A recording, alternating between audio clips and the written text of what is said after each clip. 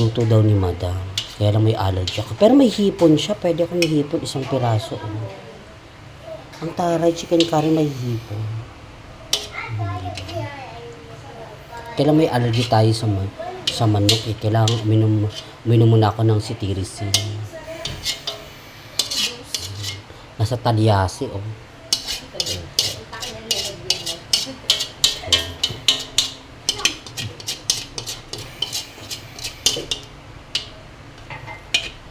Ano siya oh.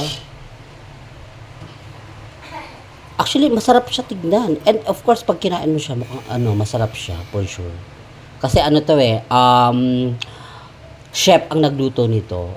International, chef. Kaya, ganyan kabongga ang luto. Tsaka parang ang dami. Parang may piyestahan. True.